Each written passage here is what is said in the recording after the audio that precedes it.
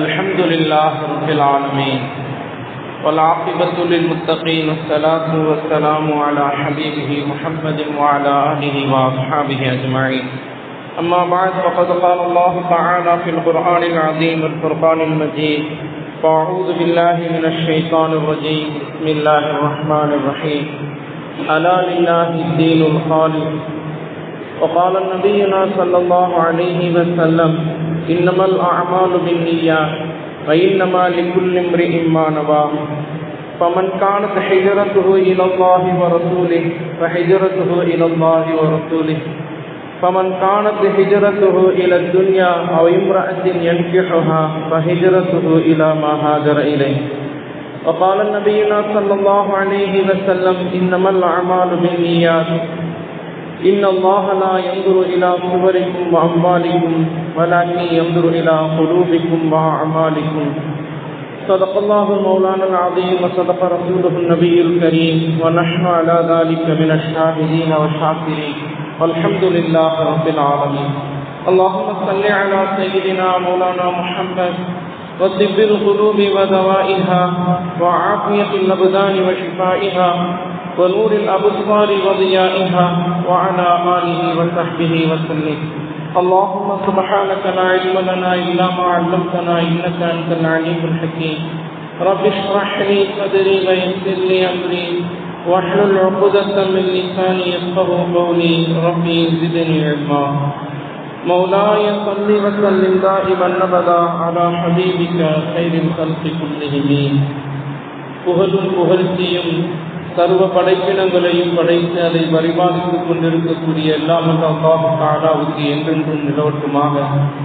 ஸலாத்தும் ஸலாமும் கண்மணி நாயகம் சய்யிதுல் முர்ஸலீன் காத்தமுன் நபியீன் முஹம்மது முஸ்தபா அஹ்மது முஸ்தபா ஸல்லல்லாஹு அலைஹி வஸல்லம் அவர்களின் மீதும் அவர்களின் அடிச்சுவடை அடிபெறலாமல் பின்பற்றக்கூடிய சத்திய சஹாபாக்கள், தாபிஈன்கள், தபா தாபிஈன்கள், சுஹதாக்கள், நாதாக்கள், நல்லோர்கள், ஷேக்மார்கள், அவுலியாக்கள், குறிப்பாக நம் அனைவர்களின் மீதும் இறைவனின் அருள் என்றென்றும் நீங்கா நிலவட்டுமாக. அன்பானவர்களே, அஸ்ஸலாமு அலைக்கும் வரஹ்மத்துல்லாஹி வபரகாத்துஹு. புனிதமிக்க இந்த ஜும்மாவுடைய நாளில் அல்லாஹ் தஆலா வழங்கக்கூடிய எல்லா விதமான அருள்களையும் பெறக்கூடிய நன்மக்களாக அல்லாஹ் தஆலா நம் அனைவரையும் ஆக்கி அருள் புரிவானாக. புனித இல்லமாம் காபா ஷரீஃபை தவாப் செய்யக்கூடிய, ஹஜ் உம்ரா செய்யக்கூடிய பாக்கியத்தையும், திருநபியின் ரௌலாவை தரிசித்து ஆனந்த பரவசம் அடையக்கூடிய பாக்கியத்தையும் அல்லாஹ் தஆலா நம்மவர்கள், நம் குடும்பத்தினர்கள், நம் சந்ததியினர்கள் அனைவருக்கும் திரும்ப திரும்ப தந்தருள் புரிவானாக. அன்பானவர்களே, அல்லாஹ் தஆலா நம்மை தீனுல் இஸ்லாத்தில் இருக்க செய்திருக்கின்றான். தீனுல் இஸ்லாத்தில் நாம் இருக்கும் பொழுது நம்முடைய அமல்கள் அனைத்தும் அல்லாஹ் தஆலா ஒவ்வொரு அடியானுடைய அமல்களையும் நோட்டமிடுகின்றான். இந்த அடியானுடைய அமல்கள் எந்த நோக்கத்திற்காக, யாருக்காக, எந்த எண்ணத்தோடு செய்யப்படுகிறது என்பதை அல்லாஹ் தஆலா நோட்டமிடுகின்றான். அதன் அடிப்படையில் எண்ணங்கள் எவ்வாறு இருக்குமோ அதற்கு தகுந்தாற்போல் கூலிகளும் கொடுக்கப்படுகிறது. ஒரு அமல் நல்லெண்ணத்தோடு செய்யப்பட்டதென்றால் அதற்கு அல்லாஹ் தஆலா நிறைய கூலிகளை வழங்குகிறான். ஒரு அமல் தீய எண்ணத்தோடு செய்யப்படுகிறதென்றால் அந்த அமல் அல்லாஹ்விடத்தில் ஏற்றுக்கொள்ளப்படுவதில்லை, அதற்கு நன்மையும் கிடைக்காமல் போய்விடுகிறது. அன்பானவர்களே, அல்லாஹ் தஆலா திருமறையில் சொல்லும் பொழுது அலா லில்லாஹி தீனுல் காலிஸ், அறிந்து கொள்ளுங்கள், இந்த தீனுல் இஸ்லாத்தில் இருக்கக்கூடிய எல்லா அமல்களும், நல்லெண்ணத்தோடு செய்யக்கூடிய எல்லா அமல்களும் அல்லாஹ்வுக்காக உரியது. தீனுல் இஸ்லாத்தில், மார்க்கத்தில் நாம் செய்யக்கூடிய நல்லெண்ணத்தோடு செய்யக்கூடிய எல்லா அமல்களும் அல்லாஹ்வுக்காக செய்யப்படக்கூடியது என்று அல்லாஹ் தஆலா திருமறையில் குறிப்பிடுகின்றான். அன்பானவர்களே, நாம் பல அமல்களை செய்கின்றோம், தொழுகின்றோம், நோன்பு வைக்கின்றோம், சதக்கா செய்கின்றோம், தான தர்மங்கள் செய்கின்றோம், ஹஜ் செய்கின்றோம், உம்ரா செய்கின்றோம். நல்ல பல சதக்காக்களை செய்கின்றோம், பிறருக்கு உதவுகின்றோம். இப்படி நம்முடைய வாழ்க்கையில் அமல்கள் நிறைய இருக்கின்றது. ஆனால் இந்த நல்ல காரியங்கள் எல்லாம் நல்ல எண்ணத்தோடு செய்யப்படுகிறதா? என்னுடைய சேவை இறைவனுக்காக, இறை பொருத்தத்திற்காக இருக்கிறதா என்று நாம் சிந்திக்க கடமைப்பட்டிருக்கின்றோம். அன்பானவர்களே, அல்லாஹு தஆலா ஒரு மனிதனுடைய அமல்களில் முதலில் பார்ப்பது அவனுடைய எண்ணத்தை. அதற்கு அந்த எண்ணம் சிறப்பாக சீராக இருந்தால் அவனுடைய அமல் அல்லாஹ்விடத்தில் கபூல் செய்யப்படுகிறது. எண்ணம் சரியாக இல்லை என்றால் அல்லாஹ்விடத்தில் அந்த அமல்கள் ஏற்றுக்கொள்ளப்படுவதில்லை. அன்பானவர்களே, அதனால் தான் நபி அவர்கள் ஒரு ஹதீஸை குறிப்பிட்டார்கள். புகாரி ஷரீஃபினுடைய முதல் ஹதீஸாக அது பதிவு செய்யப்பட்டிருக்கின்றது. புகாரி ரஹ்மத்துல்லாஹி அலைஹி 5000க்கும் மேற்பட்ட ஹதீஸ்களை கோர்வை செய்யும் பொழுது அவர்கள் தேர்ந்தெடுத்த முதல் ஹதீஸ் இன்னமல் அஅமாலு பின்னியாத், செயல்கள் எல்லாம் எண்ணத்தை கொண்டே அமைகின்றது. என்ன நிய்யத்தோடு செயல் செய்கின்றோமோ, அமல் செய்கின்றோமோ, அந்த அமல்களுக்கு தகுந்தாற் போல் அந்த செயல்களும் அமையும் என்று சொல்கின்றார்கள். இன்னமா லிக்குல்லி இம்ரிஇன் மா நவா, அவன் என்ன எண்ணத்தோடு, எந்த நிய்யத்தோடு அந்த அமல்களை அவன் செய்கின்றானோ அதை அடைந்து கொள்வான். அன்பானவர்களே, ஃபமன் கானத் ஹிஜ்ரத்துஹு, ஒரு மனிதன் மக்காவிலிருந்து மதீனாவிற்கு ஹிஜ்ரத் செய்து செல்கின்றான். ஊரை விட்டு, நாடை விட்டு வேறொரு ஊருக்கு இஸ்லாத்திற்காக அவன் ஹிஜ்ரத் செய்து செல்கின்ற பொழுது ஹிஜ்ரத்துஹு இலல்லாஹி வ ரசூலிஹி, அது அல்லாஹ்வுக்காகவும் அவனுடைய ரசூலுக்காகவும் தீனுல் இஸ்லாத்தில் நாம் நிலைத்திருக்க வேண்டும் என்பதற்காகவும் மார்க்கத்தை பாதுகாக்க வேண்டும் என்பதற்காகவும் அவன் நல்ல எண்ணத்தோடு அவன் சென்றான் என்றால் அல்லாஹ்வுக்காகவும் அவன் ரசூலுக்காகவும் ஹிஜ்ரத் செய்தான். அவனுடைய அந்த நிய்யத்து அல்லாஹ்விடத்தில் ஏற்றுக்கொள்ளப்படுகிறது. அந்த ஹிஜ்ரத் பயணம் அல்லாஹ்விற்காகவும் ரசூலுக்காகவும் எழுதப்படுகின்றது. ஃபமன் கானத் ஹிஜ்ரத்துஹு இலா துன்யா, ஒரு மனிதன் ஹிஜ்ரத் செய்து மக்காவை விட்டு மதீனாவுக்கு செல்கின்றான். அவனுடைய நோக்கம் என்னங்க? உலக ஆசபாசங்களை அடைய வேண்டும், உலக இன்பங்களை அடைய வேண்டும் என்ற நோக்கம். அல்லது இம்ரஅத்தின் யன்திஹா, ஒரு பெண்மணியை திருமணம் செய்ய வேண்டும் என்பதற்காக அவன் மக்காவை விட்டு மதீனாவிற்கு ஹிஜ்ரத் செய்து செல்கின்றான் என்றால் அவன் எண்ணிய எண்ணம் தான் அவனுக்கு கிடைக்கும். அல்லாஹ்வுக்காக ஹிஜ்ரத் செய்தால் அல்லாஹ்வும் அவனுடைய ரசூலும் கிடைப்பார்கள். ஒரு பெண்ணை அடைய வேண்டும் என்பதற்காக ஹிஜ்ரத் செய்தால் அந்த பெண்ணை தான் அவன் அடைந்து கொள்ளுவான். அவனுக்கு நன்மை என்பது இல்லாமல் போகிறது. அன்பானவர்களே, ஹிஜ்ரத் என்பது ஒரு மனிதனுடைய ஹிஜ்ரத்துக்கு முன் செய்த பாவங்கள் எல்லாம் அவனுக்கு மன்னிக்கப்படுகின்றது. ஹிஜ்ரத்திற்கு பிறகு செய்யும் வரும்பொழுது அவன் புது மனிதனாக ஆகிவிடுகின்றான். எப்படி ஒரு மனிதன் இஸ்லாத்தில் நுழைந்து விட்டால், கலிமாவை சொல்லிவிட்டால், அவன் கலிமாவை சொல்வதற்கு முன் செய்த பாவங்கள் எல்லாம் இந்த கலிமாவினுடைய வரக்கத்தினால் மன்னிக்கப்பட்டு விடுகிறதோ, அதுபோன்று ஒரு மனிதன் ஹிஜ்ரத் செய்து மதீனாவிற்குள் நுழைந்து விட்டான் என்றால் அந்த மனிதனுடைய முன் செய்த பாவங்கள் எல்லாம் மன்னிக்கப்பட்டு விடும். ஆனால் அவன் அல்லாஹ்வுக்காகவும் அவனுடைய ரசூலுக்காகவும் ஹிஜ்ரத் செய்திருக்க வேண்டும். வேற வியாபார நோக்கத்தோடு சென்றிருந்தாலோ, அல்லது ஒரு பெண்ணை அடைய வேண்டும், மதீனத்து அன்சாரி பெண்ணை திருமணம் முடிக்க வேண்டும் என்பதற்காக ஹிஜ்ரத் செய்திருந்தாலும் அவனுக்கு அந்த நன்மை, அந்த பாவங்கள் எல்லாம் போக அளிக்கப்படாது, அவனுக்கு நன்மையும் கிடைக்காமல் போகும். அன்பானவர்களே, அப்ப நம்ம செய்யக்கூடிய ஒவ்வொரு காரியத்தையும் அல்லாஹ் தஆலா கண்காணிக்கின்றான். அந்த எந்த நோக்கத்தோடு செய்யப்படுகிறது. நபி அவர்களுடைய ஒரு ஹதீஸ், இன்னல்லாஹ, நிச்சயமாக அல்லாஹ் தஆலா லா யன்துரு இலா அஜ்சாமிக்கும் வலா சுவரிக்கும், நிச்சயமாக அல்லாஹ் தஆலா உங்களுடைய தோற்றத்தையோ உங்களுடைய உருவத்தையோ பார்ப்பதில்லை.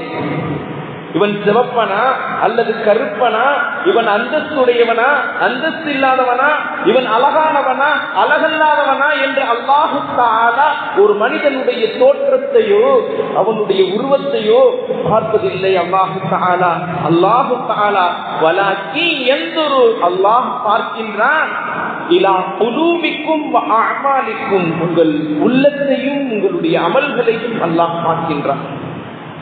நம்முடைய அமல்களை அல்லாஹ் பார்க்கின்றான், நம்முடைய உள்ளத்தை பார்க்கின்றான். அமல் செய்யும் பொழுது இந்த மனிதன் எந்த எண்ணத்தோடு செய்கின்றான்? நல்லெண்ணத்தோடு செய்கின்றானா, தீய எண்ணத்தோடு செய்கின்றானா, மக்களுக்காக செய்கின்றானா அல்லது மறுமைக்காக செய்கின்றானா என்பதை அல்லாஹ் தஆலா உற்று நோக்குகின்றான்.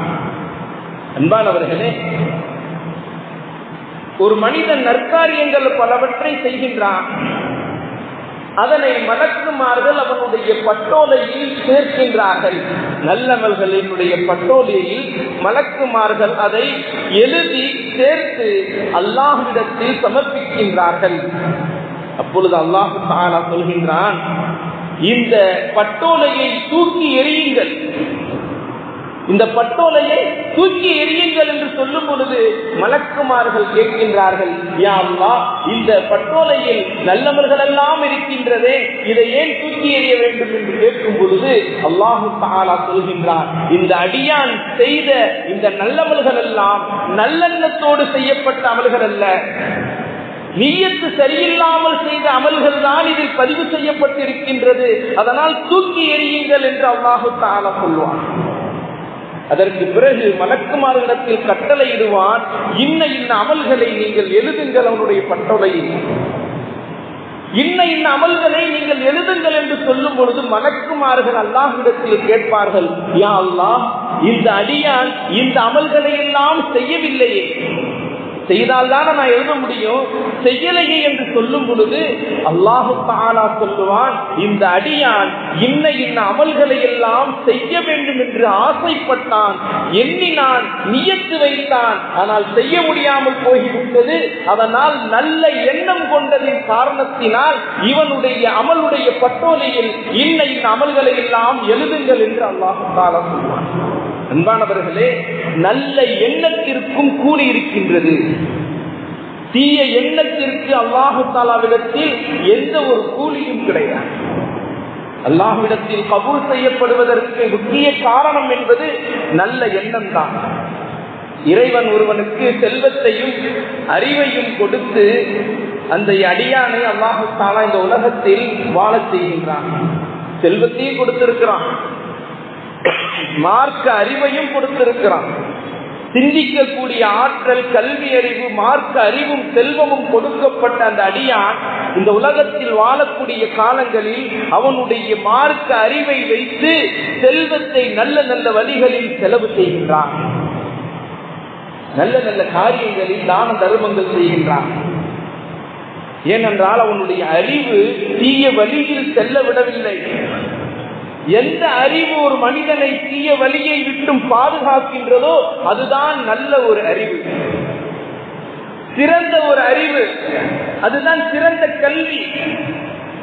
அல்லாஹ் தஆலா செல்வத்தையும் கொடுத்து அறிவையும் கொடுத்து அந்த அடியானை சோதிக்கின்றான். அந்த அடியான் அந்த செல்வத்தை நல்ல வழிகளில் செலவு செய்கின்றான், தான தர்மங்கள் செய்கின்றான், ஜகாத்து கொடுக்கின்றான், சமூக சேவைகளை செய்கின்றான், பள்ளி வாயில் கட்டுகின்றான், சிலருக்கு நோய்வாய்ப்பட்டவர்களுக்கு உதவி செய்கின்றான். இப்படி அவர் உதவி செய்வதை இன்னொரு நல்ல மனிதன் பார்க்கின்றான். பார்த்து எண்ணுகின்றான், இந்த மனிதனை போன்று அல்லாஹ் எனக்கும் செல்வத்தையும் அறிவையும் கொடுத்தால் அதை இன்ன இன்ன நல்ல காரியங்களில் எல்லாம் நான் செலவழிப்பேனே. இந்த மனிதனுக்கு செல்வத்தை கொடுத்திருக்கிறான், அறிவை கொடுத்திருக்கிறான், கல்வி ஆற்றலை கொடுத்திருக்கிறான், இந்த மனிதன் இதை கொண்டு நல்ல நல்ல காரியங்களில் எல்லாம் செலவு செய்கின்றான், எனக்கும் அல்லாஹ் அந்த அறிவையும் அந்த செல்வத்தையும் கொடுத்தால் நானும் நல்ல நல்ல காரியங்களில் இந்த பணத்தை, என் செல்வத்தை செலவு செய்வேனே என்று நல்லெண்ணம் கொள்கின்றான் உள்ளத்தில். இதை அல்லாஹ் தஆலா கவனித்து விட்டு அந்த இரண்டு மனிதர்களுக்கும் சமமாக நன்மையை எண்ணுகின்றான். ஒருவன் நல்ல காரியங்களில் செலவழித்தவனுக்கும், செலவழிக்கிறதுக்கு அல்லாஹ் நமக்கு பாக்கியம் கொடுத்தால் செலவழிப்போமே என்ற நல்ல எண்ணம் கொண்டானே அவனுக்கும் ஒரே மாதிரி நன்மையை எழுதுகின்றான். அன்பானவர்களே, நல்ல எண்ணத்திற்கு எவ்வளவு நன்மை கிடைக்கிறது என்று பாருங்கள். இன்னொரு அடியான் இருந்தான், அல்லாஹ் அவனுக்கு கல்வி அறிவை கொடுக்கவில்லை, அறிவாற்றலை கொடுக்கவில்லை, செல்வத்தை கொடுத்தான். அந்த செல்வத்தை அந்த அடியான் தீய காரியங்களில் செலவழித்தான், உலக ஆசாபாசங்களில் செலவழித்தான், மதுவில் செலவழித்தான், மாதுவில் செலவழித்தான், வீண் விளையாட்டில் செலவழித்தான். அதை பார்த்த இன்னொரு தீய மனிதன் எண்ணினான், இவன் இந்த உலகத்துல எப்படி வாழுறான் பாருங்க, எவ்வளவு இன்பகரமாக வாழுகின்றான். இவனை போன்று எனக்கு செல்வம் இருந்துச்சுன்னா நானும் இந்த காரியங்கள் எல்லாம் செஞ்சிருப்பேன், நானும் இந்த காரியங்களை எல்லாம் செஞ்சிருப்பேன் என்று தீய எண்ணம் கொள்கின்றான். அந்த எண்ணத்தை பார்த்து அல்லாஹு தஆலா அவனுடைய தீமையை எழுதுகிறான்.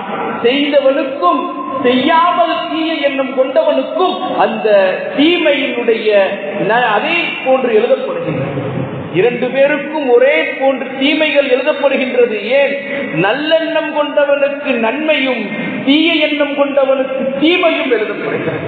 அன்பானவர்களே, எண்ணத்தை கொண்டே ஒரு மனிதனுடைய அமல்கள் அமைகிறது என்பதற்கு இந்த ஹதீஸ் நமக்கு ஒரு உதாரணமாக இருக்கின்றது. அன்பானவர்களே, தபூக் போர் யுத்தம் மிக சிரமத்திற்கு மத்தியில், வெயில் காலம், பஞ்சகாலம், பஞ்சமும் சிரமமும் கஷ்டமும் நிறைந்த தபூக் யுத்தம். நபி அவர்கள் தபூக் யுத்தத்திற்கு வெகு தூரம் சென்று சஹாபாக்கள் யுத்தம் செய்து திரும்பும் பொழுது நபி அவர்கள் சொல்லக்கூடிய வார்த்தை என்ன தெரியுமா? நாமெல்லாம் கஷ்டப்பட்டு சிரமப்பட்டு பொருள்களை செலவழித்து தான தர்மங்கள் செய்து மக்களோடு காபிர்களோடு போரிட்டு இரத்தம் சிந்தி நன்மையை அடைந்து கொண்டோம். ஆனால் மதீனாவில் இருக்கக்கூடிய அந்த நன்மக்கள் சிலர் இதே நன்மையை அடைந்து கொண்டார்கள் என்று சொன்னார்கள். அன்பானவர்களே, தபூக் போர்க்களத்திலிருந்து நபி திரும்பி வராங்க. திரும்பக்கூடிய சமயத்துல சொல்றாங்க, நாமெல்லாம் போர்ல கலந்து கொண்டு இந்த நன்மையை அடைஞ்சுக்கிட்டோம், ஆனா மதீனாவுல இருக்கக்கூடிய சில மக்கள் இந்த போர்ல எல்லாம் கலந்து கொள்ளாமலே அவர்கள் இந்த நன்மையை அடைந்து கொண்டார்கள் என்று சொல்லும் பொழுது சஹாபாக்களுக்கு ஆச்சரியம். யா ரசூலல்லாஹ், அது எப்படி சாத்தியம்? நாங்கள் போர்க்களத்தில் கலந்து கொண்டு செலவழித்து பல கஷ்டங்களை அனுபவித்து நன்மை அடைந்து கொண்டோம், அவர்கள் எப்படி அனுபவித்த இந்த நன்மை அவர்களுக்கு கிடைக்கும் என்று கேட்கும் பொழுது நபி அவர்கள் சொன்னார்கள், அவர்களுடைய நல்ல எண்ணத்தின் காரணத்தினால் அவர்கள் ஆசைப்பட்டார்கள், நம்மாலும் முடிந்தால் இந்த போர்க்களத்தில் கலந்திருப்போமே, நம்மளால் போக முடியவில்லை, சில காரணங்களால் சில தடைகளால் அவர்கள் போர்க்களத்திற்கு செல்ல முடியவில்லை. ஆனால் அவர்களுடைய ஆசை இருந்தது, என்னிடத்தில் செல்வம் இருந்தால் இந்த போருக்காக நான் கொடுத்திருப்பேன், என்னிடத்தில் ஆரோக்கியம் இருந்தால் நானும் போர்க்களத்தில் கலந்திருப்பேன், என்னிடத்தில் நான் செல்லக்கூடிய எல்லா விதமான சௌகரியமும் இருந்திருந்தால் நானும் சென்றிருப்பேனே, என்னால் செய்ய முடியவில்லையே என்ற கவலையும் அவர்களுக்கு நல்ல எண்ணமும் இருந்தது. அதனால் அவர்கள் மானசீகமாக போர்க்களத்தில் கலந்து கொண்ட அந்த நன்மையை அவர்கள் அடைந்து கொண்டார்கள். அன்பானவர்களே, எவ்வளவு பெரிய விஷயம்! நல்ல எண்ணம் நம்மை சிறிய விஷயமாக இருந்தாலும் பெரிய நன்மையை தரும்.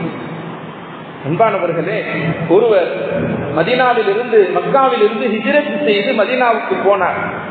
அவருடைய நோக்கம் என்ன தெரியுமா? உம்முல் கைஸ் என்ற ஒரு மதீனத்து பெண்மணியை திருமணம் முடிக்க வேண்டும். உம்முல் கைஸ் என்ற பெண்மணியை திருமணம் முடிக்க வேண்டும் என்பதற்காக ஹிஜ்ரத் செய்து மதீனாவிற்கு போனார். அதே போன்று அவர் திருமணம் முடித்துக் கொண்டார். அவருக்கு பேரு சொல்லப்பட்டது, இவருடைய ஹிஜ்ரத் உம்முல் கைஸுக்காக ஆனது. இன்னொருவர் போர்க்களத்துல கலந்து கொண்டார். கலந்து கொண்டு ஒருவர் கோவேரி கழுதையில் நிறைய பொருட்களோடு போரில் கலந்து கொண்டு போரிடுகின்றார் எதிரி படையில். அவரை வெட்டி வீழ்த்தும் பொழுது அவர் நினைக்கின்றார், இந்த கோவேரி கழுதையில் பயணிக்கக்கூடிய இந்த காபிரை வெட்டி வீழ்த்தினால் இந்த கோவேரி கழுதையும் இவனுடைய கனிமத்து பொருளும் நமக்கு கிடைக்குமே என்று ஆசைப்பட்டு அவர் வெட்டி வீழ்த்துகிறார். அதே போன்று கோவேரி கழுதைக்காக இவர் போர் புரிந்தார் என்ற அவருக்கு பெயர் கொடுக்கப்பட்டது. அன்பானவர்களே, அதே போன்று ஒருவர் நபியவர்கள் சொன்னார்கள், ஒருவர் ஒட்டகத்தை பெற வேண்டும் என்பதற்காக போர் புரிந்தால் அவர்களுக்கு இந்த உலகத்தில் எந்த நன்மையும் கிடைக்காது, ஒட்டகம்தான் கிடைக்கும். போரினுடைய நல்ல எண்ணம் என்ன இருக்க வேண்டும்? கனிமத்து பொருளை அடையணுன்ற எண்ணத்தோடு போர் புரியக்கூடாது. அல்லாஹ்வுக்காகவும் அவனுடைய ரசூலுக்காகவும் மார்க்கத்தை நிலைநாட்டுவதற்காகவும் போர் புரிய வேண்டும் என்ற எண்ணத்தோடு ஒரு போர் புரிந்தால் அல்லாஹ் தஆலா அந்த எண்ணத்தை கபூல் செய்து மறுமையில் மிகப்பெரிய நற்கூலியை வழங்கக்கூடியவனாக இருப்பான். அன்பானவர்களே, ஒருவர் தன்னுடைய நண்பனை அழைத்தார். நான் போருக்கு போறேன்ப்பா, நீரு என்னோடு கலந்து கொள்ளு. நான் போருக்கு போறேன், நீ என்னோடு கலந்து கொள்ளு. நண்பன் சொன்னான், உன் கூட போருக்கு போனா எனக்கு என்ன கிடைக்கும்? ஏதாவது பிரயோஜனம் இருக்கா சொல்லு, நான் கலந்துக்கிறேன். உனக்கு சம்பளம் கொடுக்கிறேன்ப்பா, உனக்கு இவ்வளவு பொருள் செல்வம் கொடுக்கிறேன், என்னோடு நீ போர்ல கலந்து கொள்ளு. சம்பளத்தை வாங்கிக் கொண்டு காசை வாங்கிக் கொண்டு போர்ல கலந்து கொண்டார். இந்த விஷயம் நபியவர்களுக்கு காதுக்கு எட்டியது. நபியவர்கள் சொன்னார்கள், நீ அந்த மனிதனுக்கு இந்த உலகத்தில் என்ன கொடுத்தாயோ அதுதான் அவருக்கு கிடைத்தது, நாளை மறுமையில் எந்த ஒரு நன்மையும் கிடையாது. அன்பானவர்களே, நன்மையை அடைய வேண்டும் என்ற நோக்கத்தை ஒருவர் போர் செய்தால் அவருக்கு நன்மை கொடுக்கப்படும். ஒருவர் நல்ல எண்ணம் இல்லாமல் போர் செய்தால் அவருக்கு நன்மை கொடுக்கப்படாது என்பதை நபி ஸல்லல்லாஹு அலைஹி வஸல்லம் அவர்கள் குறிப்பிட்டு காட்டுகிறார்கள். ஒரு மணல் மேடு இருந்தது. மணல் மேடை கடந்து சென்று கொண்டிருந்தார். முற்காலத்தில் ஒரு மனிதர் அந்த மணல் குவியலை பார்த்து, அந்த மணல் மேடை பார்த்தவர் எண்ணுகிறார், இந்த மணல் மேடு அளவுக்கு இந்த மணல் மேடு தானியமாக இருந்து அதை அல்லாஹ் எனக்கு கொடுத்திருந்தால் பசித்தோருக்கெல்லாம் நான் கொடுத்து உதவியிருப்பேனே என்று எண்ணுகிறான். அன்பானவர்களே, எண்ணம் தான் நல்ல எண்ணம். பெரிய மணல் குவியல், மணல் மேடு இருக்குது. அந்த மணல் மேடை பார்த்து எண்ணுகிறார், இந்த மணல் மேடு அனைத்தும் தானியமாக மாறி அது அல்லாஹ் எனக்கு கொடுத்திருந்தால் இந்த தானியத்தை பசித்தோர்களுக்கெல்லாம் தானம் செய்திருப்பேனே என்று எண்ணுகிறார். அந்த எண்ணத்தை அல்லாஹ் தஆலா பார்த்தான், கபூல் செய்தான். அந்த காலத்தில் இருந்த நபியவர்களுக்கு உத்தரவிட்டான், இந்த மனிதனிடத்தில் சொல்லுங்கள், உங்களுடைய எண்ணம் என்னிடத்தில் கபூல் செய்யப்பட்டது, அதற்கான நன்மையும் உங்களுக்கு கொடுக்கப்படும் என்று நீங்கள் சொல்லுங்கள் என்று அந்த நபிமார்களுக்கு அல்லாஹ் உத்தரவிட்டான். அன்பானவர்களே, நல்ல எண்ணம் அதனுடைய கூலியை பாருங்கள். ஒரு மனிதன் நல்ல எண்ணத்தோடு சில காரியங்களை செய்யும் பொழுது அது கடுகளவு இருந்தாலும் மலையளவு நன்மையை தரும். ஒரு மனிதன் தீய எண்ணத்தோடு ஒரு காரியத்தை செய்யும் பொழுது அது மலையளவு இருந்தாலும் கடுகளவும் இறைவனிடத்தில் அது ஒப்புக்கொள்ளப்படாது. மலையளவு அவர் தான தர்மம் செய்கின்றார், நல்ல எண்ணம் இல்லை. ஒருவர் 1 ரூபாய் நல்லெண்ணத்தோடு தானம் செய்கின்றார், நல்ல எண்ணத்தை அல்லாஹ் கபூல் செய்வான். மலையளவு அவர் தானம் செய்தாலும் அல்லாஹ்விடத்தில் அது கபூல் செய்யப்படாது. நல்ல எண்ணம் என்பது ஒவ்வொரு அமல்களிலும் மிக முக்கியமான ஒன்று. ஒரு மனிதன் சொர்க்கத்திற்கும் நரகத்திற்கும் அவன் கொண்டு செல்லக்கூடிய முக்கியமான ஒரு விஷயம் இருக்கிறது என்றால் அது நல்ல எண்ணம் என்று ஹஜ்ரத் ஹசன் ரலியல்லாஹு அன்ஹு அவர்கள் சொன்னார்.